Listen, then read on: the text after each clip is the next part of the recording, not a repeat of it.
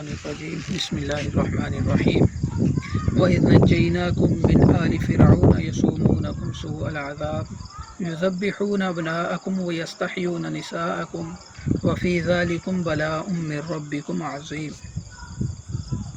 وَإِذْ فَرَقْنَا بِكُمُ الْبَحْرَ فَأَنْجَيْنَاكُمْ وَأَغْرَقْنَا آلَ فِرْعَوْنَ وَأَنْتُمْ تَنظُرُونَ صدق اللہ العظیم۔ سورہ بقرہ آیت نمبر 49-50۔ وَإِذْ نَجَّيْنَاكُمْ مِنْ آلِ فِرْعَوْنَ، اور جب ہم نے تمہیں فرعونیوں سے نجات دلائی، یسومونکم سوء العذاب، جو تمہیں بری طرح سے عذاب دیتے تھے، یذبحون ابناءکم، تمہارے بیٹوں کو قتل کرتے تھے، ویستحیون نساءکم، اور تمہاری عورتوں کو زندہ رکھتے تھے، وفی ذالکم بلاء من ربکم عظیم، اور اس میں تمہارے رب کی جانب سے ایک بڑی آزمائش تھی۔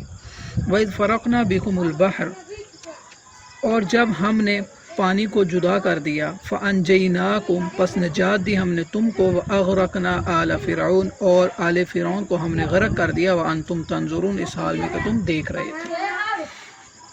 اس طرح پچھلی آیات کے اندر بھی حضرت موسیٰ علیہ السلام کی قوم یعنی یہود کو خطاب کیا گیا تھا، تو انہی آیات مبارکہ کا تسلسل ہے۔ اس میں بھی اللہ تعالیٰ نے یہی کہا تھا کہ آپ حقیقت کی طرف، اسلام کی طرف لوٹ آئیں۔ تو اس میں اللہ رب العزت اپنا ایک احسان ان کو بتا رہے ہیں کہ تمہارے اوپر احسان کیا۔ وہ احسان کیا کہ اللہ تعالیٰ نے تمہیں فرعونیوں سے نجات دلائی۔ یہ واقعہ یوں ہے کہ فرعون کو کسی نجومی نے کہا تھا کہ ایک بچہ پیدا ہوگا جو تیری سلطنت کو ختم کر دے گا۔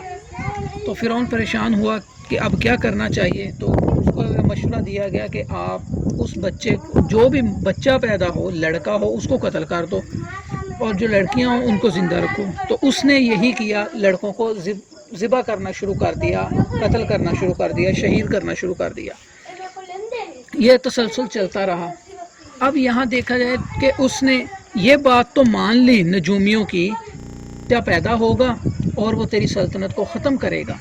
جب اس نے ایک بات مان لی تھی، اتنا یقین ہو گیا تھا کہ وہ بچہ پیدا ہوگا اور سلطنت کو ختم کرے گا، تو پھر عقل کا تقاضا تو یہ تھا اس کو بچوں کو قتل کرنا ہی نہیں چاہیے تھا، کیونکہ اگر اس نے اتنی بات مان لی ہے کہ بچہ پیدا ہوگا اور وہ سلطنت کو بھی ختم کرے گا، تو اس کو یقین کر لینا چاہیے تھا۔ نجومیوں کی آدھی بات پہ تو اس نے یقین کر لیا، آدھی کو ٹھکرا دیا۔ اللہ کے جو بات انہوں نے کہی تھی وہ ٹھیک تھی، تو اس نے بچوں کو جو ہے وہ شہید کرنا شروع کر دیا۔ تو اسی طرح اللہ رب العزت نے اس کے اندر، اس آیت مبارکہ کے اندر فرما رہے ہیں کہ وہ تمہارے بچوں کو یعنی لڑکوں کو قتل کر دیتا تھا اور تمہاری عورتوں کو زندہ رکھتا تھا۔ اور اللہ تعالیٰ نے فرمایا وَفِي ذَلِكُمْ بَلَاءٌ مِّن رَّبِّكُمْ عَظِيمٌ، اس کے اندر اللہ تعالیٰ کی طرف سے ایک بہت بڑی آزمائش تھی، اور ظاہر ہے کہ بچوں کا قتل ہونا یہ آزمائش ہی ہے۔ تو لیکن چونکہ وہ بچہ پیدا ہونا تھا اور اس کی حکومت ختم ہونی تھی، تو وہ بچہ کون تھا؟ وہ حضرت موسیٰ علیہ السلام تھے۔ یہ پھر کبھی اگلی نشست میں انشاءاللہ گفتگو کریں گے، موسیٰ علیہ السلام کی پرورش کیسے ہوئی، کن کن حالات سے گزرے، ان کو دودھ کس نے پلایا، دودھ ان کو ان کی والدہ ہی نے پلایا تھا، تو اللہ تعالیٰ نے وہ اسباب کیا پیدا فرمائے، یہ سارے واقعات انشاءاللہ پھر چلیں گے۔ اور یہاں پہ ایک اکبر آبادی ایک شاعر گزرے ہیں، انہوں نے ایک شعر کی کہا ہے بڑا اچھا، انہوں نے کہا ہے یوں قتل سے بچوں کے وہ بدنام نہ ہوتا، یوں قتل سے بچوں کے وہ بدنام نہ ہوتا، افسوس کہ فرعون کو کالج کی نہ سوجھی۔ تو انہوں نے ہمارے آج کا یہ جو تعلیمی ماحول، نظام، طریقہ کار ہے، اس کو طنز کر رہا ہے۔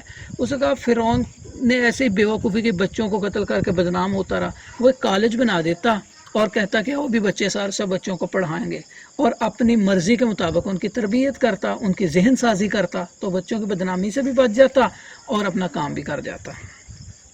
تو آگے اللہ تعالیٰ نے فرمایا وَإِذْ فَرَقْنَا بِكُمُ الْبَحْرَ فَأَنْجَيْنَاكُمْ وَأَغْرَقْنَا آلَ فِرْعَوْنَ، یہ واقعہ ہم سنتے رہتے ہیں کہ اللہ تعالیٰ نے موسیٰ علیہ السلام جب وہاں پہ پہنچے دریا کے اوپر، تو اب پیچھے لشکر ہے فرعونیوں کا، آگے دریا ہے، تو موسیٰ علیہ السلام نے عصا مارا اور وہ دریا کے اندر رستے بن گئے، اور موسیٰ علیہ السلام اپنی قوم کے ساتھ وہاں سے گزر گئے۔